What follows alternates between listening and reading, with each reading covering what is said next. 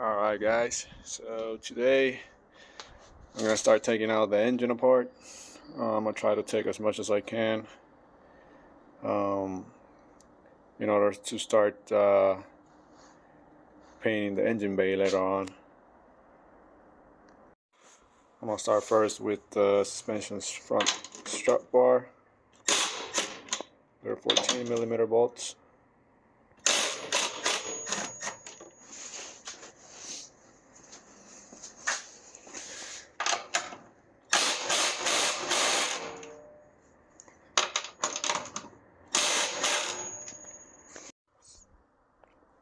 I think my second best course of action will be to drain out the radiator. Once the radiator is drained, I can remove the radiator and then I can remove the condenser, AC lines from the compressor itself, and all the AC components. So I'm going to start draining the radiator now.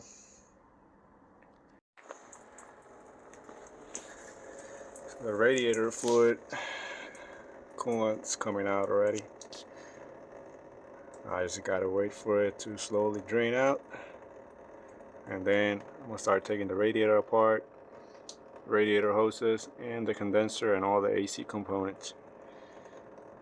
Pretty sure there's no Freon in the system, since I haven't put Freon in the car for like more than 2 years, so I'm sure the system is empty out. Pretty sure there's no Freon at all in it. So while I wait for the coolant to drain, I'm gonna start taking out the headlights and as much as I can from the front area.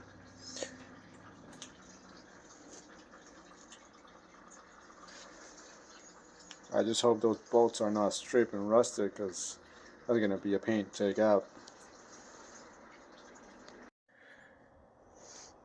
I was able to remove the headlights. The radiator already finished draining. I had to remove the upper and the lower radiator hose. Loosen all the harness from the headlights.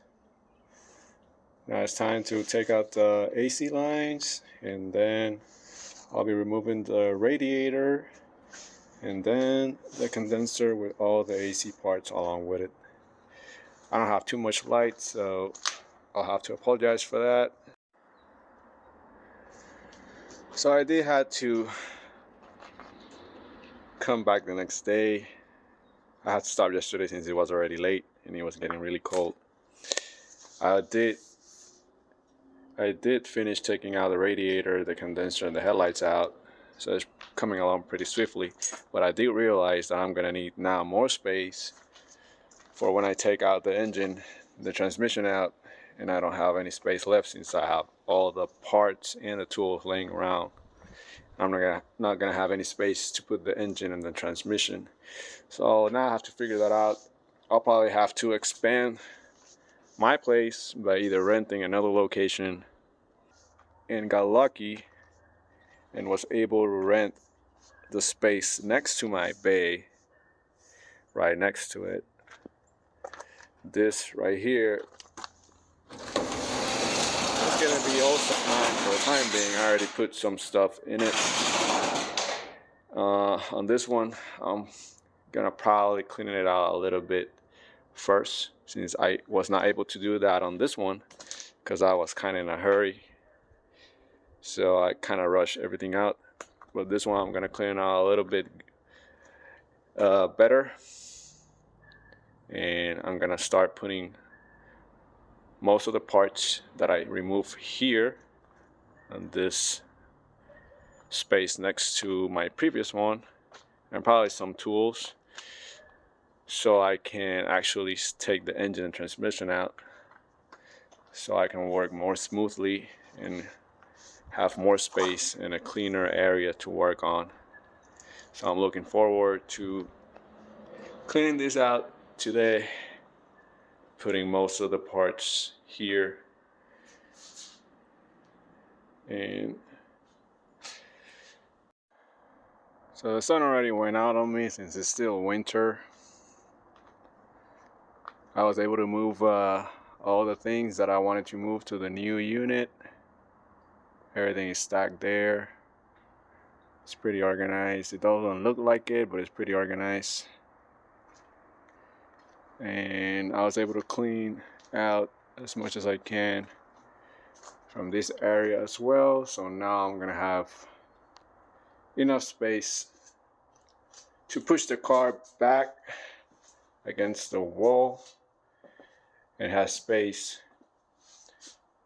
to take the engine and the transmission out.